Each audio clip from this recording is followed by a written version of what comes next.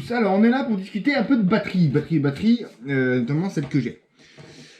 Donc, on va déjà faire un point sur celles qui ont vécu et on fera un point sur celles que j'ai reçues, notamment des batteries 4S à une cinquantaine d'euros, les DXF 80C 6200 mAh et les Sunpo 6000 mAh 70C.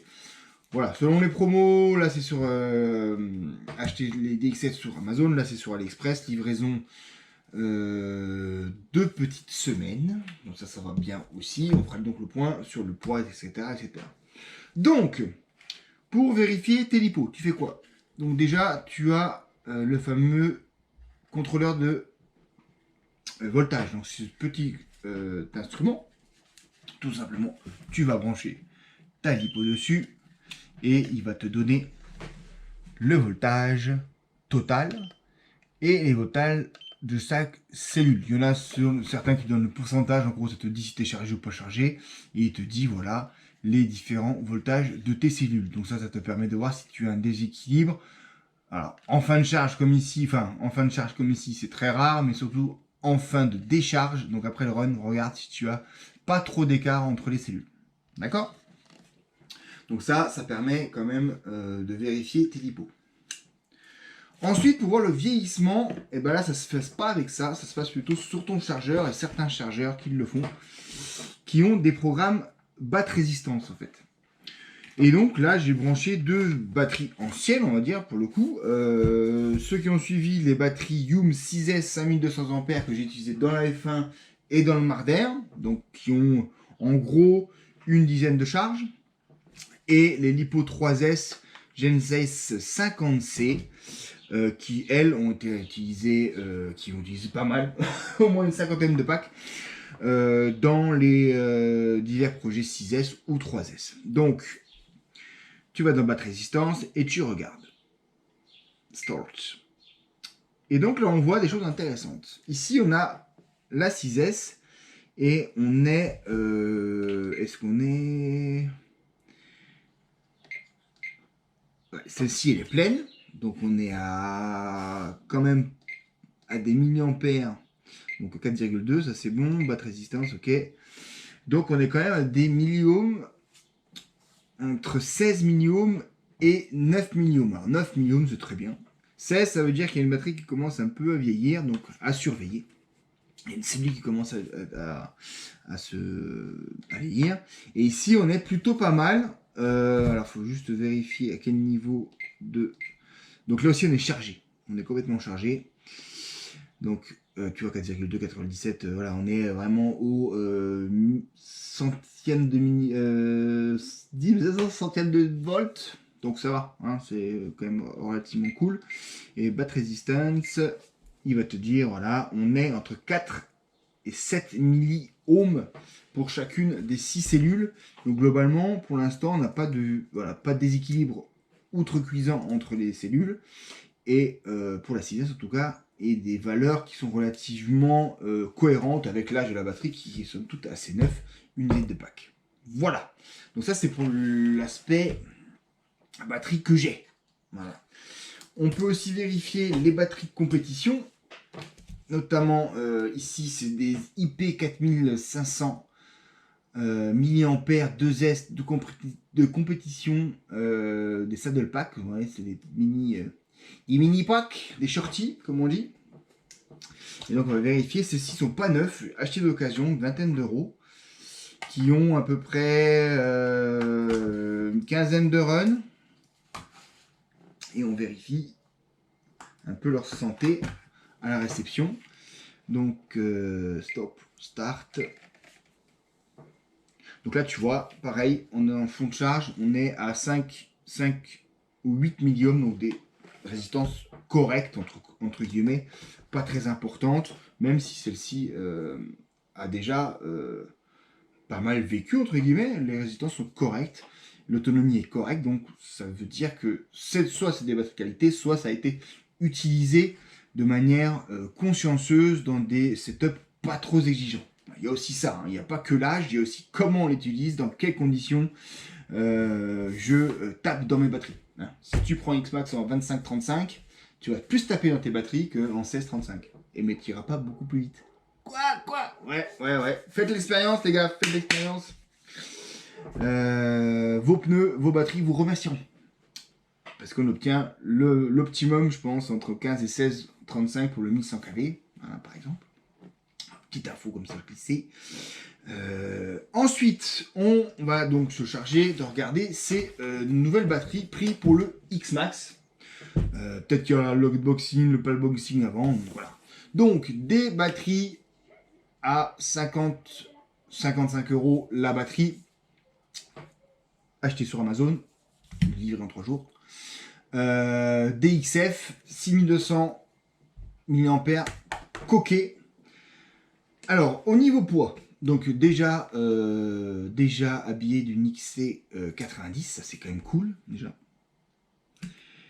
Tu peux choisir E5, XT90, donc ça dépend un peu des dispos et des choses comme ça. Hein. 550 grammes pour, je pense par contre ça risque un peu de coincer dans le X-Max, il me semble assez massif entre guillemets. Pour donc une longueur totale de boîtier, 14 en gros. Ensuite, 46, donc 47 mm, comme ça, et 49 mm, comme ça. Donc, elles ne sont pas tout à fait carrées, et est-ce que ça rentre dans le X-Max via la cousin? On va la mettre sur la partie la moins grande, en tout cas calée. Ça rentre, ouais, ça va rentrer, mais il va falloir un peu forcer. Ouais, ça rentre, mais tu vois que la serrure elle est sous contrainte. Donc là, soit tu le laisses comme ça, soit tu te fais une petite cale, tu chauffes un petit peu, ça va te cintrer un peu ton clip et puis ça va un peu moins forcer. Soit tu rehausses un peu, un tout petit peu, non, pas grand chose, 1 ou 2 mm tes supports de batterie. Et ça fonctionne, mais là ça va fonctionner, il n'y a pas raison que ça se déclipse tout seul. Surtout si on va mettre, et ça je vais le faire, le petit coup du sledge avec la sécurisation par clip de la lipo ici. Donc ça on fera sur le Max, sur le X-Max. Comme ça on est tranquille et ça évitera de se déclipser. Mais là pour faire le clip, il faut déjà que ce soit balèze. Donc au niveau... Ah voilà. Au niveau résistance, qu'est-ce que ça dit? Donc là, on est en mode storage, hein. Aucune charge, aucune... non, je viens de les charger parce que je vais les rouler tout à l'heure. Donc là, on est une charge. Alors, Android Start DXF, qui a donc une charge, donc complète. On est donc entre 8 et 4 milliohms sur les 4 batteries, sur les 4 cellules, pardon. Donc pour du 9, c'est trop mal. Voilà, là on est encore au rodage, là on a dépassé le rodage, donc c'est des valeurs qui sont quand même on va dire relativement fiables. Là on est sur des lipos qui n'ont pas été rodés. Alors le rodage, bon, j'ai appris ça il n'y a pas très longtemps. Il paraît que, bon, oui voilà, il paraît que, moi je roule, et puis après on verra bien ce que ça dirait, mais voilà, c'est des, il n'y a pas, en tout cas il n'y a pas de 20 ou 25 milliohms sur ce type de batterie à l'achat, en tout cas. Donc 550 grammes, plutôt massive, je trouve que plutôt massive. Ici on est quand même sur un format beaucoup plus petit, bah, on n'a pas la coque forcément. Un poids qui est pas par contre si moindre que ça, même si on est beaucoup plus petit. Donc on était à 550 la DXF 6002 et là on est à 520, donc 30 grammes de différence. Par contre au niveau taille on est bien plus contenu.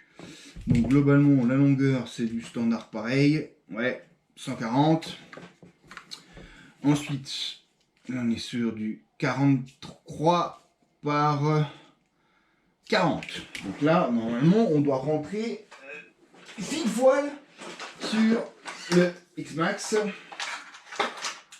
Là, ouais, on rentre parfaitement. Voilà. Rien de souci, aucun souci, ça force pas. On est vraiment dedans. On est vraiment dedans. Tac, et de l'autre côté, bien sûr, j'ai fait la partie plus haute. que la couche. Là, on est encore plus à l'aise dans 22 mm. Sors là, sors là, sors là, sors là. Ouais, tu vois là, même on baille un peu, on a 2-3 mm de jeu. Donc il faut la mettre plutôt debout, si tu veux bien. Et au niveau des résistances, donc celles-ci sont en mode storage, elles n'ont pas été encore chargées. On va regarder ça. 4S. Stop, start. Ah voilà, donc là elles sont à entre 1 et 4 milliohms.